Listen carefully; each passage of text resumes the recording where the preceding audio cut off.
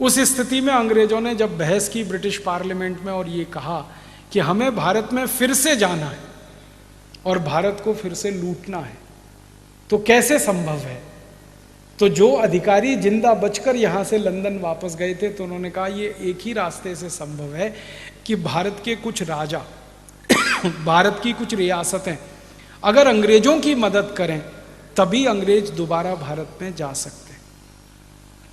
फिर British parliament में बहस हुई कि कौन कौन से राजा हैं भारत में जो अंग्रेजों की मदद कर सकते हैं, कौन कौन सी रियासतें हैं जिन पर हम भरोसा कर सकते हैं। तो अंग्रेजों की संसद में एक सूची बनाई गई।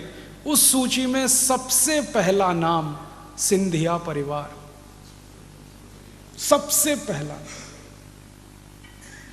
ब्रिटिश पार्लियामेंट में सबसे पहला नाम आया। और सिंधिया परिवार के बारे में अंग्रेज अधिकारियों ने कहना शुरू किया कि ये तो इतना अच्छा परिवार है हमारे लिए, हम इन पे हमेशा भरोसा कर सकते हैं। एक अंग्रेज कह रहा है कि हम अपने पे जितना भरोसा नहीं कर सकते उससे ज़्यादा सिंधिया परिवार पे भरोसा कर सकते हैं।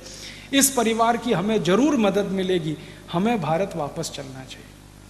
दूसरे परिवार का नाम आया ब्रिटिश पार्लियामेंट में जिससे अंग्रेजों को बहुत मदद मिले, पटियाला राजघराना।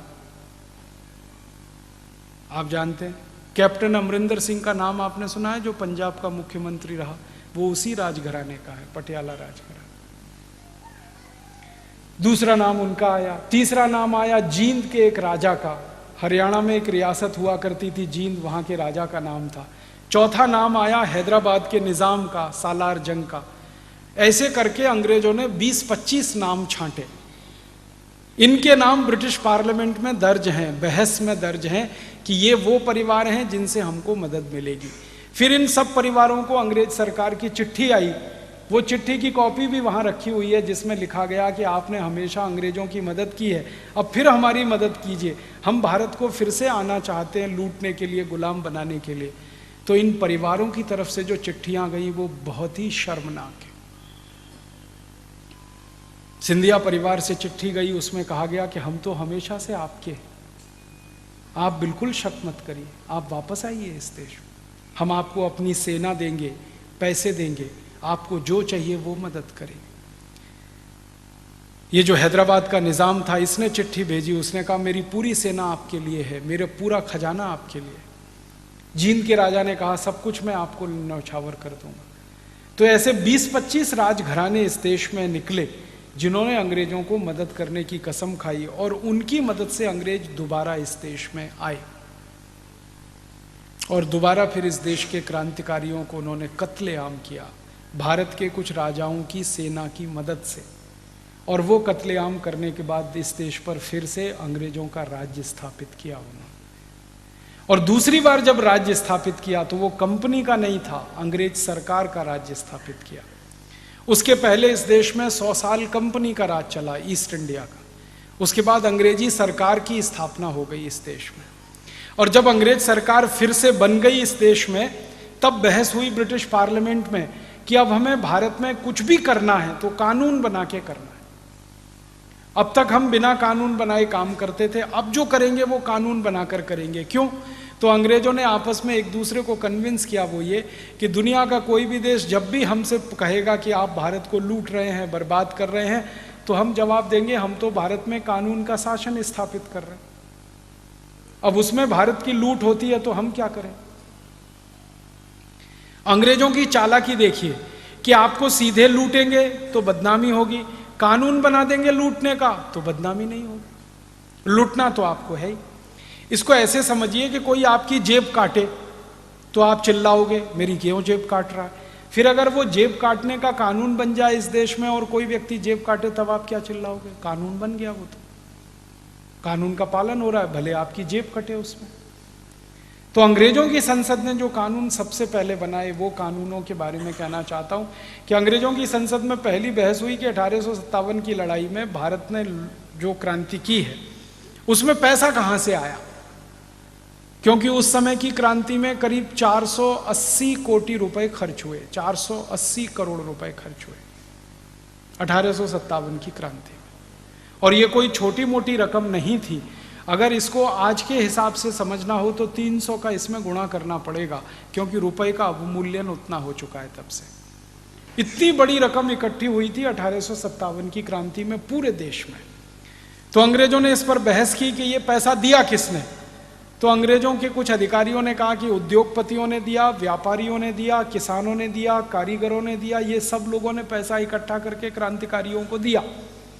तब अंग्रेजों ने तय किया कि अब भारत में ऐसा कानून बना दो कि आगे कभी भी किसी क्रांतिकारी को लोग पैसा ना दे पाएं और लोगों के हाथ में पैसा रहने ही नहीं पाए, सारे पैसे उनके हाथ से छीन लो। तो भारत के लोगों से पैसे छीनने के लिए, धन छीनने के लिए सबसे पहला कानून इस देश में बना, उसका नाम है इंडियन इनकम टैक्स एक्ट। और अंग्रेजों ने जब ये कानून बनाया तो आप हैरान हो जाएंगे ये जानकर कि इंडियन इनकम टैक्स एक्ट जब उन्होंने बनाया 1860 में और इसको लागू किया पूरे देश में, तो रकम कितनी छीननी है, धन कितना छीनना है, तो अंग्रेजों ने कहा 97%। ब्रिटिश पार्लियामेंट ने तय किया, माने कोई हिंदुस्तानी 100 रुपए कमा रहा है किसी भी व्यापार से, तो उसमें से 97 रुपए इनकम टैक्स में ले लेना है, माने उसके पास सिर्फ 3 रुपए बचेंगे। फिर अंग्रेजों ने एक दूसरा कानून बनाया कि कोई कमाई करेगा तो कमाई तो तब करेगा जब कुछ सामान पैदा करेगा, उत्पादन करेगा, तो उत्पादन पर कर लेना है उनसे, सेंट्रल एक्साइज ड्यूटी। और ये अंग्रेजों ने लगाई 350%। 100 रुपए का सामान पैदा करो तो 350 रुपए अंग्रेजों को दो टैक्स में। फिर अंग्रेजों ने तय किया कि कोई व्यक्ति सामान बनाएगा तो बेचेगा जरूर, तो बेचने पर उससे टैक्स लेना है। तो उन्होंने एक टैक्स बना दिया, सेंट्रल सेल्स टैक्स, केंद्रीय बिक्री कर। वो 180% से 250% होता था। फिर अंग्रेजों ने तय किया कि सामान बनाएगा तो कर भरेगा, बेचेगा तो टैक्स देगा, बेचकर मुनाफा कमाएगा तो टैक्स देगा, सामान को बेचने के लिए एक गांव से दूसरे गांव में जाएगा फिर टैक्स लेना उससे। तो वो टैक्स क्या क्या है? अंग्रेजों की बनाई गई सड़क पर से जाएगा तो रोड टैक्स लेना, अंग्रेजों के बनाए गए पुल से जाएगा तो टोल टैक्स लेना, जिस गांव में सामान बनाएगा म्युनिसिपल कॉरपोरेशन का टैक्स लेना। ऐसे कर करके उन्होंने सारे टैक्स के कानून ला दिए इस देश। उद्देश्य क्या था?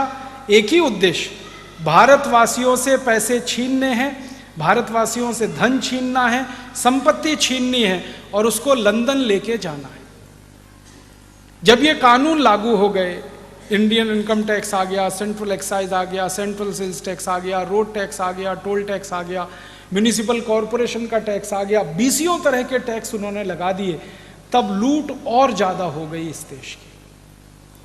और उस लूट का दुष्परिणाम ये निकला कि धन तो सारा लंदन चला गया, इस देश के सारे उद्योग खत्म हो गए। क्योंकि किसी उद्योग पर आप 350% एक्साइज ड्यूटी लगा दोगे तो कितना महंगा कर दिया आपने उस सामान। फिर सेल्स टैक्स लगा दोगे, फिर इनकम टैक्स ले लोगे, फिर रोड टैक्स ले लोगे, फिर टोल टैक्स ले लोगे। अल्टीमेटली दुष्परिणाम यह हुआ कि भारत की वस्तुएं महंगी होती गई और वो वस्तुएं बाजार में बिकना कम होती गई, तो भारत का एक्सपोर्ट खत्म हो गया, निर्यात खत्म हुआ, तो दूसरे देशों से जो सोना चांदी आता था वो बंद हो गया और धीरे धीरे आमदनी इस देश की घटती गई, घटती गई, घटती गई। आज भारत की हैसियत दुनिया में ऐसी है कि 200 देशों में सबसे गरीब देशों में भारत का नंबर आता है। आज से थोड़े साल पहले तक दुनिया के 200 देशों में सबसे अमीर देशों में भारत का पहला नंबर आता था। इतना परिवर्तन हो गया। अब मैं कहना चाहता हूं आज की बात कि अंग्रेजों ने तो इनकम टैक्स लगाया, सेंट्रल एक्साइज लगाया, टोल टैक्स लगाया, रोड टैक्स लगाया, हाउस टैक्स लगाया, कॉरपोरेशन टैक्स लगाया, सारा धन लूट के लंदन ले जाने के लिए। वो विदेशी थे, लूट का सारा धन लंदन लेके जाना है, ये उनका घोषित उद्देश्य था। वो कोई सेवा करने नहीं आए थे इस देश में, कोई धर्मादा खाता खोलने नहीं आए थे। अब होना क्या चाहिए था? 15 अगस्त 1947 को आज़ादी आई, तो आज़ादी आते ही लूट के जितने कानून अंग्रेजों ने बनाए टैक्सेशन के नाम पर, वो सब खत्म होने चाहिए थे, सब कानून जला देने चाहिए थे। लेकिन आज़ादी के 62-63 साल के बाद भी वो सारे कानून लगे हुए हैं इस देश में। इनकम टैक्स भी है, सेंट्रल एक्साइज टैक्स भी है, सेल्स टैक्स भी है, बस नाम बदल गया है value added tax. Road tax भी है, टोल टैक्स भी है, कॉरपोरेशन का टैक्स है, हाउस टैक्स है, प्रॉपर्टी टैक्स है। बस अंतर इतना है कि गोरे अंग्रेजों ने जो टैक्स लगाए थे वो 23 थे, काले अंग्रेजों ने जो टैक्स लगा रखे हैं वो 64 है, 64।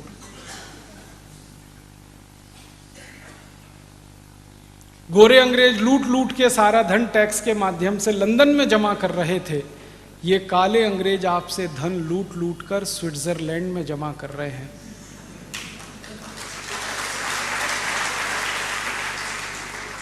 देश में कोई बहुत परिवर्तन नहीं आया।